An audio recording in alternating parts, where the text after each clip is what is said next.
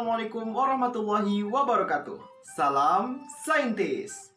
Hai teman-teman semua, kembali lagi bersama saya Muhammad Farid Rizky, siswa kelas 11 MS1 SMA Negeri Plus Provinsi Riau. Teman-teman, pada kesempatan kali ini kita akan melakukan praktikum larutan penyangga.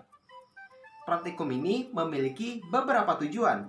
Yang pertama, kita dapat mengetahui apa itu larutan penyangga dan jenis-jenisnya. Yang kedua, kita dapat mengetahui bagaimana sifat-sifat dari larutan penyangga. Dan yang ketiga, kita dapat mengidentifikasi contoh-contoh larutan penyangga yang mudah kita dapat dan berada di sekitar kita. Teman-teman penasaran? Tetap saksikan video ini. Teman-teman, larutan penyangga atau kita kenal sebagai buffer adalah larutan yang dapat mempertahankan pH tertentu terhadap adanya usaha untuk mengubah pH, seperti penambahan sedikit asam, basa, ataupun pengenceran. Sebenarnya, penambahan sedikit asam, basa, dan pengenceran ini akan memengaruhi pH pada larutan. Namun, besar perubahan pH sangatlah kecil. Alat dan bahan yang dibutuhkan. Teman-teman, untuk mengetahui apakah suatu larutan penyangga itu bersifat asam, basa, ataupun garam, saya menyiapkan indikator uji alami untuk asam basa, yaitu ekstrak buah naga. Sampel yang kita perlukan yaitu minuman berkarbonasi, pembersih kaca, dan larutan gula. Dan larutan yang kita perlukan yaitu cuka, deterjen, dan juga aquades atau air suling. Dan alat yang diperlukan yaitu sendok dan juga wadah. Sampel pertama, larutan minuman berkarbonasi. Teman-teman, langkah pertama yang harus kita lakukan yaitu menyiapkan sampel-sampel yang sudah saya buat ini. Langkah yang kedua, kita akan memasukkan masing-masing cuka, deterjen, dan juga aquades atau air murni pada tiap-tiap wadah yang sudah ditentukan sebanyak 1 sendok makan. Kemudian kita aduk hingga merata. Nah, untuk menguji bagaimana adanya perubahan pH ataupun tidak, kita akan menggunakan indikator alami, yakni ekstrak buah naga.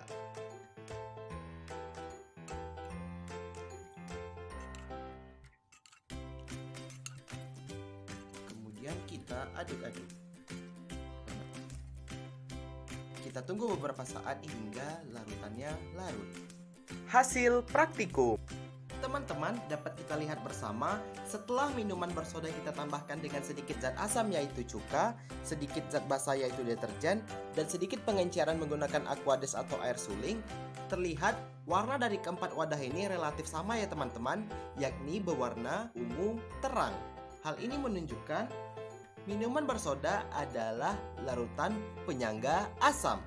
Apa itu larutan penyangga asam? Larutan penyangga asam adalah larutan yang dapat mempertahankan nilai pH kecil dari 7 ketika ditambahkan sedikit asam, basa, ataupun diencerkan.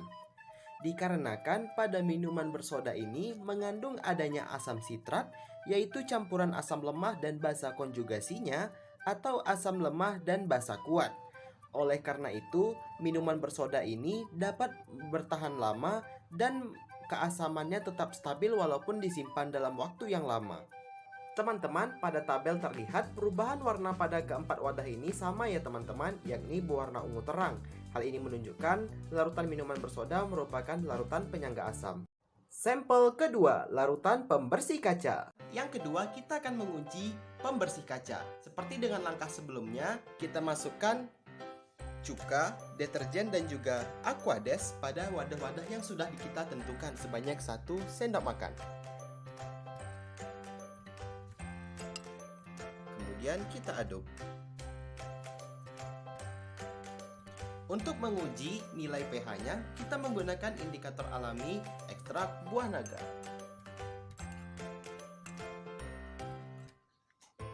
Kemudian kita aduk hingga merata. Dan kita tunggu beberapa saat hingga tercampur merata. Hasil praktikum.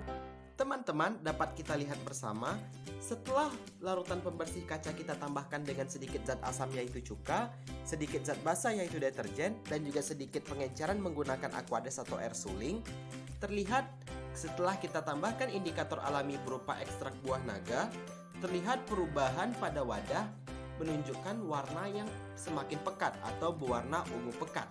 Hal ini menunjukkan larutan pembersih kaca adalah larutan penyangga basa. Larutan penyangga basa adalah larutan penyangga yang mempertahankan nilai pH besar dari 7 ketika ditambahkan sedikit asam, basa, ataupun sedikit pengenceran. Hal ini dikarenakan pada larutan pembersih kaca terdapat zat surfaktan yang berfungsi untuk membunuh bakteri pada kaca dan menjaga pH pada kaca agar tetap basah sehingga ketika digunakan, pembersih kaca dapat licin digunakan. Teman-teman terlihat pada tabel, perubahan warna pada keempat wadah menunjukkan warna yang sama, yakni ungu gelap. Hal ini menunjukkan pembersih kaca adalah larutan penyangga basa. Sampel ketiga, larutan gula. Teman-teman, sampel yang ketiga, saya telah menyiapkan larutan gula. Sama seperti tahap sebelumnya, langkah pertama kita memasukkan larutan cuka, deterjen, dan juga air suling atau Aquades pada wadah yang sudah kita tentukan sebanyak 1 sendok makan. Kemudian teman-teman, untuk menguji perubahan pH yang terjadi, kita akan menggunakan indikator alami yakni ekstrak buah naga. Kita campur merata, kita aduk. Kemudian kita tunggu beberapa saat. Hasil praktikum. Teman-teman, setelah kita menunggu beberapa saat, dapat kita lihat teman-teman, pada tiap-tiap wadah ini menunjukkan warna yang relatif berbeda ya teman-teman. Pada larutan gula dan juga larutan gula yang ditambah dengan Aquades, warna relatif sama yaitu warna ungu. Sedangkan larutan gula yang ditambahkan sedikit asam yaitu cuka, terlihat menunjukkan warna ungu terang. Sedangkan larutan gula yang ditambahkan sedikit basa yaitu deterjen, terlihat warna menjadi ungu gelap. Hal ini menunjukkan bahwa larutan gula bukanlah larutan penyangga teman-teman. Karena larutan gula tidak dapat mempertahankan pH larutan gula itu tersendiri terhadap adanya penambahan sedikit zat asam, basa, dan juga sedikit pengenceran. Jika kita buatkan dalam bentuk tabel seperti ini ya teman-teman, terlihat keempat wadah ini menunjukkan warna yang berbeda. Hal ini artinya larutan gula tidak dapat mempertahankan nilai pH jika ditambahkan sedikit asam, basa, ataupun diencerkan. Kesimpulan. Teman-teman, dari praktikum yang telah kita lakukan, kita dapat menarik 3 kesimpulan. Yang pertama, larutan penyangga atau buffer adalah larutan yang dapat mempertahankan pH tertentu terhadap adanya usaha mengubah pH, seperti penambahan sedikit asam, basa, ataupun pengenceran. Yang kedua, larutan penyangga terbagi atas 2. Ada larutan penyangga asam yang mempertahankan pH larutan kurang dari 7, dan juga larutan penyangga basa yang mempertahankan pH di atas 7. Dan poin yang ketiga, contoh larutan penyangga yang bersifat asam yaitu minuman berkarbonasi. Sedangkan contoh dari larutan penyangga yang bersifat basa adalah cairan pembersih kaca. Dan contoh yang bukan larutan penyangga adalah larutan gula. Terima kasih atas perhatian teman-teman semua. Saya mohon maaf apabila ada kesalahan. Sekian dan terima kasih. Wassalamualaikum warahmatullahi wabarakatuh. Salam saintis.